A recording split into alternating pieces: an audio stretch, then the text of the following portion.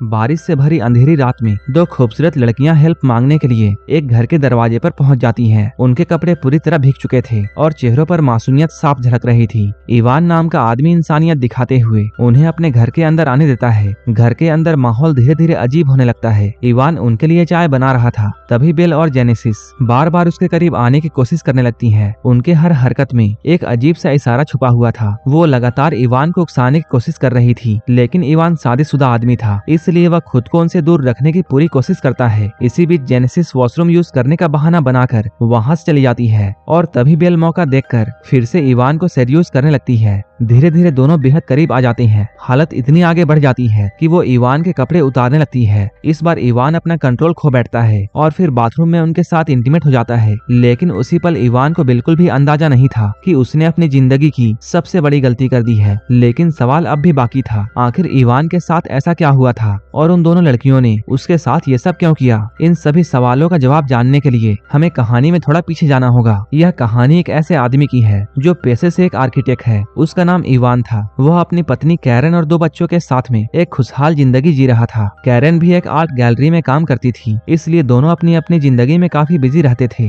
काफी समय से पूरा परिवार एक ट्रिप पर जाने का प्लान बना रहा था। बच्चे भी इस ट्रिप को लेकर बहुत खुश थे, लेकिन आखिरी वक्त पर इवान के सामने कुछ जरूरी काम आ जाता है। मजबूरी में उसे घर पर ही रुकना पड़ता है, इसलिए कैरन दोनों बच्चों को लेकर एक हफ्ते का ट्रिप पर निकल जाती है। उधर इवान अपने पालतू डॉग के साथ अकेले घर पर रह जाता है। उसे क्या पता था कि यह एक हफ्ता उसकी पूरी जिंदगी बदलने वाला है। उसी रात इवान अपने घर पर अकेला बैठा काम कर रहा था। बाहर मौसम बेहद खराब था और तेज बारिश लगातार हो रही थी। तभी अचानक उसके घर की डोर बेल बजती है। इवान दरवाजा खोलता है तो सामने दो लड़कियां खड़ी दिखाई देती हैं। उनमें से एक का नाम बेल था और दूसरे का नाम जेनेसिस। दोनों बारिश में पूरी तरह भीग चुकी थी। ठंड से कांपते हुए वो लोग इवान से कहती हैं उन्हें एक पार्टी में जाना था, लेकिन वो लोग रास्ता भटक गई और तेज बारिश की वजह से उनका फोन भी खराब हो चुका है। इवान उनकी हालत को देखकर उन्हें घर के अंदर आने देता है। वो दोनों को टॉवल देता है ताकि वो खुद को सुखा सके। इसके बाद इवान ने उन दोनों को अपना आईपैड दिया और सही रास्ता ढूंढने को कहा। कुछ देर के बाद जेनेसिस ये बताती है वो लोग अपनी मंजिल से काफी दूर आ चुके हैं। असल में टैक्सी ड्राइवर उन्हें गलत लोकेशन पर छोड़ गया था। इवान उनकी मदद के लिए एक नई कैब बुक कर देता है, लेकिन कैब आने में अभी करीब 45 मिनट बाकी थे। उन दोनों लड़कियों का ड्रेस बिल्कुल गीला हो चुका था, इसलिए वो लोग इवान से अपने कपड़े ड्रायर में सुखाने की परमिशन मांगते हैं। इवान हाँ कह देता है। कुछ देर के बाद बेल और जेनेसिस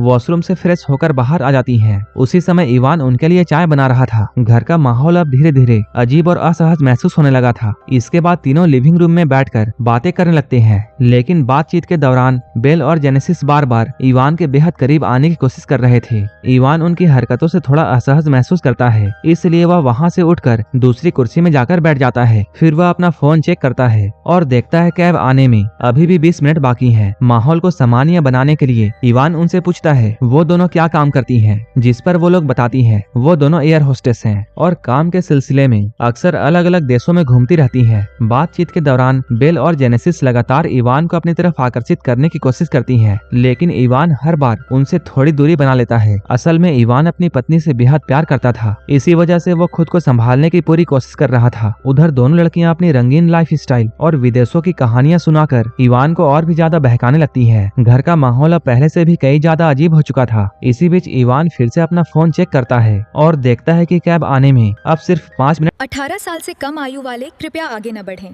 धन्यवाद। बचा है। तभी जेनेसिस वॉशरूम जाने का बहाना बनाकर वहां से उठ जाती है। अब कमरे में सिर्फ बेल और इवान बच जाते हैं। बेल एक बार फिर से इवान के करीब आने की कोशिश करती है। तभी इवान के फोन पर कैब ड्राइवर का कॉल आता है। कैब उनके घर के बाहर पहुंच चुकी थी। बेल जेनेसिस को बुलाने के लिए वॉशरूम की तरफ चली जाती है, जबकि इवान उनके कपड़े लेने अंदर चला जाता है। लेकिन कई मिनट बीत जाते हैं और अब भी दोनों बाथरूम से बाहर नहीं आती है। अब इवान कपड़ा लेकर धीरे धीरे बाथरूम की तरफ जाता है। वो दरवाजा खटखटाता है, लेकिन अंदर से कोई जवाब नहीं आता। हल्की सी झिझक के साथ इवान दरवाजा खोलकर अंदर जाता है, मगर अंदर का नजारा देखकर वो पूरी तरह चौंक जाता है। बेल और जेनेसिस बिना कपड़े को उसके सामने खड़ी थी। उनकी आंखों में एक अजीब सा आकर्षण था, जैसे वो जानबूझकर इवान को अपनी तरफ खींच रही हैं। पहले तो इवान खुद को रोकने की कोशिश करता है, लेकिन इस बार उसका कंट्रोल टूट जाता है और माहौल धीरे धीरे पूरी तरह बदल जाता है। इसके बाद तीनों के बीच की दुनिया खत्म हो जाती है। जो शुरुआत बाथरूम से होती है वो रात भर चलती रहती है। समय कब गुजर जाता है किसी को एहसास विश्वास तक नहीं होता और देखते ही देखते सुबह हो जाती है। इवान कुछ अजीब सा महसूस करता है। कमरे में डरावनी सी खामोशी पसरी हुई थी। वो घबराकर इधर उधर देखने लगता है क्योंकि बिल और जेनेसिस दोनों अचानक गायब हो चुकी थी। इवान को पहले यही लगता है कि शायद बिल और जेनेसिस रात के बाद चुपचाप वहाँ से जा चुकी हैं। लेकिन तभी अचानक घर के अंदर से लड़कियों की हंसने की आवाज सुनाई देती है। ये आवाज किचन की तरफ से आ रही थी। इवान तुरंत वहाँ पहुँचता है, लेकिन अंदर का नजारा देखकर उसके होश उड़ जाते हैं। पूरा किचन पूरी तरह बिखर चुका था। खाना, बर्तन और सामान हर तरफ फैले हुए थे, जैसे कि वहाँ कोई तूफान आया हो। यह सब देखकर इवान का गुस्सा बढ़ने लगता है। वो दोनों से साफ कहता है कि बहुत हो चुका और वो अब उन्हें उनके घर पर छोड़ने वाला है। लेकिन तभी उसके फोन पर उसकी वाइफ का वीडियो कॉल आता है। इवान खुद को तुरंत नॉर्मल दिखाने की कोशिश करता है और बात करने के लिए बाहर चला जाता है। वो फोन पर ऐसे बिहेव कर रहा था जैसे सब कुछ बिल्कुल ठीक हो, लेकिन उसके चेहरे की घबराहट साफ बता रही थी कि अंदर के हालात उसके कंट्रोल से बाहर जा चुके हैं। कॉल खत्म होने के बाद इवान वापस अंदर आता है और इस बार गुस्से में दोनों को अपने कपड़े पहनकर तुरंत घर से निकल जाने को कहता है। मगर बिल और जेनेसिस जाने का नाम तक नहीं लेती। उल्टा वो दोनों इवान की वाइफ की बनाई हुई आर्ट और पेंटिंग को खराब करने लगती है। अब इवान पूरी तरह भड़क जाता है। वो गुस्से में पुलिस बुलाने और जेल भेजवाने की धमकी देता है। लेकिन तभी बेल उसके बेहद करीब आकर एक ऐसी बात कहती है जिसे सुनकर इवान के पैरों तले जमीन खिसक जाती है। वो कहती है कि वो दोनों अभी अंडर एज हैं और इवान पहले ही उनके साथ इंटीमेट हो चुका है। यानी अगर पुलिस आई तो जेल उन दोनों लड़कियों को नहीं बल्कि सीधे इवान को होगी। अब पहली बार इवान को ऐसा एहसास हुआ कि वो बहुत बुरी तरह फंस चुका है। इसी बीच दरवाजे पर दस्तक होती है। वहाँ इवान की वाइफ की एक फ्रेंड खड़ी थी। इवान घबराकर बेल और जेनेसिस से कहता है वो दोनों बाहर ना आए और फिर जल्दी से दरवाजा खोलने के लिए जाता है। लेकिन जैसे ही वो अपनी वाइफ की फ्रेंड से बात करने लगता है तभी जेनेसिस अचानक पीछे से वहाँ आ जाती है और सबके सामने इवान से चिपकने लगती है। ये देखकर उसकी वाइफ की फ्रेंड पूरी तरह भड़क जाती है। वो इवान को जमकर बुरा भला कहती है और गुस्से में वहाँ से जाती है। इस घटना के बाद इवान का गुस्सा पूरी तरह फूट पड़ता है। वो अंदर जाते ही बिल और जेनेसिस पर जोर जोर से चिल्लाता है क्योंकि मामला अब उसके कंट्रोल से बाहर आ चुका था। इसलिए वो सच में पुलिस को कॉल लगा देता है। पुलिस का नाम सुनते ही पहली बार बिल और जेनेसिस के चेहरे पर डर दिखाई देता है। अब दोनों वहाँ से जाने को तैयार हो जाती हैं। 18 साल से कम आयु वाले कृपया आगे न बढ़ें। धन्यवाद। इवान बिना समय गंवाए उन्हें अपनी गाड़ी में बैठाता है और शहर के एक घर के बाहर छोड़कर वापस आ जाता है। लेकिन घर लौटते ही उसकी परेशानी खत्म नहीं होती। पूरा घर बुरी तरह बिखरा हुआ था। दीवारें, सामान और किचन हर जगह तबाही फैली हुई थी। ऐसा लग रहा था जैसे उन दोनों लड़कियों ने सिर्फ घर नहीं बल्कि इवान की पूरी जिंदगी अस्त व्यस्त कर दी। इवान देर रात तक घर को साफ करने में लगा रहता है, फिर थककर अपने काम में बैठ जाता है। लेकिन तभी घर के अंदर से अचानक कांच टूटने की तेज आवाज गूंजती है। इवान घबराकर आवाज की तरफ भागता है। वहाँ पहुंचकर उसने देखा कि उसकी फैमिली फोटो जमीन पर टूटी पड़ी हुई है। उस तस्वीर को देखकर उसके चेहरे पर बेचैनी साफ नजर आने लगती है, जैसे कि किसी ने जानबूझकर उसकी सबसे कीमती चीज को निशाना बनाया हो। वह धीरे धीरे नीचे झुककर फोटो को उठाने लगता है, लेकिन तभी पीछे से कोई उस पर जोरदार हमला कर देता है। अचानक हुए इस वार से इवान वहीं बेहोश होकर गिर पड़ता है। कुछ देर के बाद जब उसे होश आता है तब उसके होश उड़ जाते हैं। वो खुद को एक बिस्तर पर रस्सियों से बंधा हुआ पाता है। घबराया हुआ इवान जोर जोर से चिल्लाता है और जेनेसिस को उसे खोलने के लिए कहता है। लेकिन तभी कमरे के अंदर बेल आती है और इस बार उसने इवान की बेटी की स्कूल ड्रेस पहन रखी थी। ये देखकर इवान के चेहरे पर डर और घिन दोनों साफ दिखाई देता है। इसके बाद बेल और जेनेसिस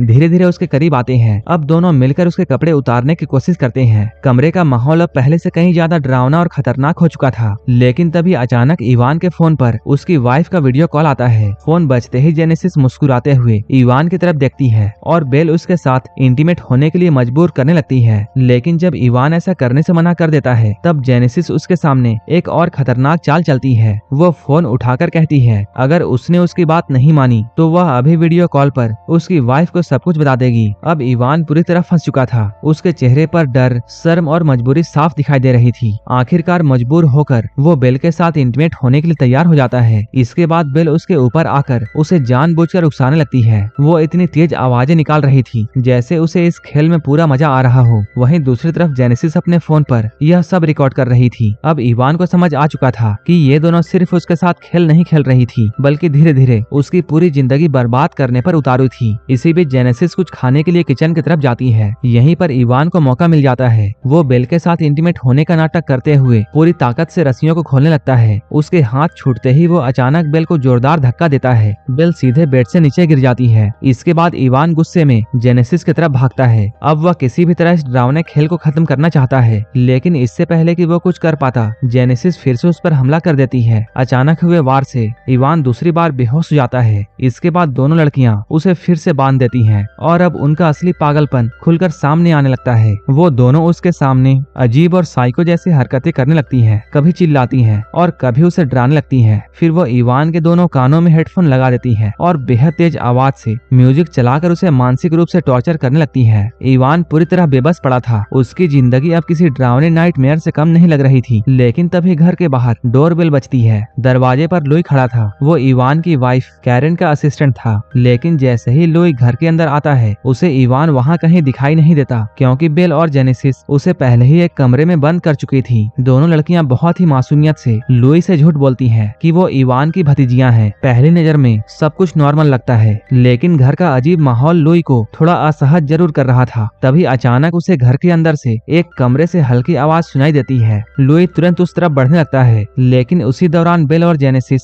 चुपके से उसकी जेब से उसका इनहेलर निकाल लेती है। लुई को इस बात का बिल्कुल भी अंदाजा नहीं था। इसके बाद वो कमरे का दरवाजा खोलता है और अंदर के सीन को देखकर पूरी तरह घबरा जाता है। इवान रस्सियों से बंधा हुआ पड़ा था। उसके चेहरे पर डर और थकान साफ दिखाई दे रही थी। लुई तुरंत उसकी मदद करने के लिए आगे बढ़ता है और रस्सियां खोलने लगता है, लेकिन तभी बाहर से चीजें टूटने की आवाज आने लगती है। दोनों लड़कियां कैरन की महंगी आर्ट और पेंटिंग को तोड़ रही थी। ये देखकर लुई उन्हें रोकने के लिए वहां जाने लगता है, लेकिन इवान जोर से चिल्लाकर उसे रोकने की कोशिश करता है। वो कहता है वो दोनों बेहद खतरनाक हैं, उनके पास मत जाओ। लेकिन लुई उसकी बातों को गंभीरता से नहीं लेता। वो बाहर जाकर बेल और जेनेसिस को रोकने की कोशिश करता है। दोनों जैसे किसी पागलपन में डूबी हुई थी। वो लगातार चीजों को तोड़ती रहती है और लुई की बात सुनने से साफ मना कर देती है। इसी बीच अचानक लुई की सांसें तेज होने लगती हैं। उसकी तबीयत बिगड़ने लगती है, क्योंकि उसे अस्थमा था। घबराहट में वो तुरंत अपने जेब पर हाथ डालकर इनहेलर निकालने की कोशिश करता है, लेकिन अगले ही पल उसके चेहरे का रंग उड़ जाता है, क्योंकि उसकी पॉकेट में इनहेलर नहीं था। और ये बात सिर्फ बेल और जेनेसिस जानती थी कि वो उसे पहले ही चुरा चुकी थी। अब बेल और जेनेसिस का असली खतरनाक खेल शुरू हो चुका था। दोनों लड़कियां लुई के इनहेलर को 18 साल से कम आयु वाले कृपया आगे न बढ़ें।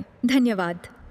एक दूसरे की तरफ फेंक कर खेलने लगती हैं और बेचारा लुई हाँफते हुए अपना इनहेलर वापस लेने की कोशिश कर रहा था। उसकी सांसें लगातार बिगड़ती जा रही थी। चेहरे पर डर साफ दिखाई दे रहा था, लेकिन उन दोनों को दया नहीं आता। उल्टा वो लोग इसकी हालत पर हंस रही थी। इस भाग दौड़ में अचानक लुई का पैर फिसल जाता है और उसका सिर जोर से पास में पड़े पत्थर से टकरा जाता है। बस एक ही पल में सब खत्म हो जाता है। इसके बाद लुई वहीं पर जमीन में तड़प कर बिल्कुल शांत हो जाता है, क्योंकि उसकी मौत हो चुकी थी। लेकिन सबसे डरावनी बात यह थी, बेल और जेनेसिस जोर जोर से हंसने लगती हैं, जैसे किसी इंसान का मौत उनके लिए सिर्फ एक मजाक हो। अब इवान पूरी तरह समझ जाता है कि ये दोनों सामान्य लड़कियां नहीं हैं, बल्कि पूरी तरह साइको बन चुकी हैं। इसके बाद दोनों मिलकर लुई की लाश को पेपर से ढक देती हैं और उसके ऊपर पेंट करके उसे एक अजीब सी मूर्ति जैसा बना देती हैं, ताकि किसी को शक ना हो। वो लोग बड़ी चालाकी से उसकी लाश को ठिकाने लगाने की तैयारी कर रही थी, लेकिन उनका खेल यहीं खत्म नहीं होता। दोनों इवान के फोन से लुई के फोन पर मैसेज भेजती हैं, जिससे बाद में लोगों को यही लगे लुई और कैरन के बीच में अफेयर चल रहा था, और इसी वजह से गुस्से में आकर इवान ने लुई का मर्डर कर दिया। यानी वो लोग धीरे धीरे पूरा इल्जाम इवान के सिर पर डालने का प्लानिंग कर रहे थे। इसी दौरान इवान चुपके से अपने पैरों की मदद से